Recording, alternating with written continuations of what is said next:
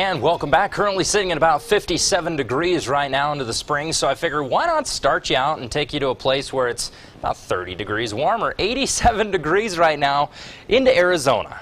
That's right. I try to keep the forecast as warm and fuzzy as possible so you don't throw tomatoes and eggs at your TV screen when I tell you it's going to get cold outside already in September. Start things off with our HD Doppler. As you notice, we do have some scattered showers over the higher elevations, but those really dissipating as the evening progresses. We have some weak high pressure ridging building in, and that's going to allow for skies to clear up. So it'll be a nice start to your Sunday.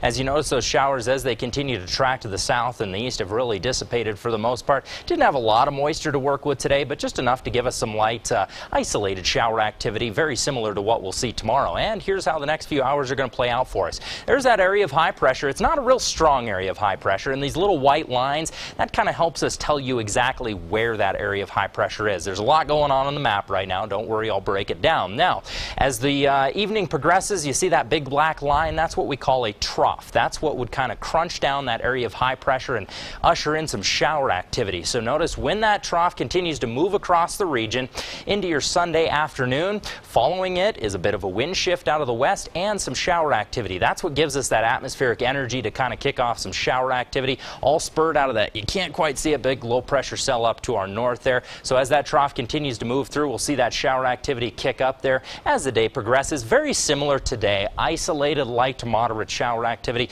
not a lot of moisture to work with. But the reason I show you this trough here is notice how it really scrunched down that area of high pressure. The reason I show you that is because following it, yeah, we've had that mild air planted over the region, but as the week progresses, look what's cooking. Yeah, cold Canadian air. Oh goody, already in September. As that area of low pressure continues to drop down, that cooler air come Tuesday, Wednesday is going to start settling into the region. As Thursday rolls around, it's just going to plant itself right into the region. Now there's a little, I should say a few discrepancies in forecast models right now on just how far south that area of cold air is going to drop and just how cold things are going to get. But one thing is for sure, it's going to get a bit chilly by Thursday this week. Highs tomorrow, don't get too terribly used to them, I should say. Looking at the 80s across the board, 87 here into Pueblo, 80 degrees into the Springs, and a few temperatures trying to reach the 90s tomorrow. Into the higher elevations, we're looking at the 70s and 80s, 66 into Leadville. Again, as we look at the next 7 days, here's how things play out for us. 2 days of the 80s here into the Springs. Slight chance again of a few of those afternoon showers rolling through. But as we start to wind into Wednesday, Thursday, that's when those temperatures start to taper down a little bit. Now, I hate to say this, but I would not be surprised at all if Thursday's overnight lows near the freezing degree mark. Now, right now, models are trending them a little bit warmer, but you saw that big batch of cooler air dropping down into Canada.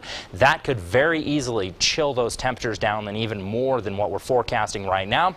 As we look into the Pueblo region, starting things out with the 80s, cooling off to the 70s once that cooler air starts to move into the region. Same story for Canyon City. We're looking at the 80s and then the 70s to follow. 68 degrees for a daytime high come Thursday. Now, when we talk about the precipitation factor, Tuesday, especially for Teller County, is where we got to keep our eye out. Tuesday into Wednesday. Tuesday, we've got another one of those little low pressure troughs moving through the area. That gives us enough atmospheric energy and moisture to really work with to really possibly kick off some heavy shower activity come Tuesday.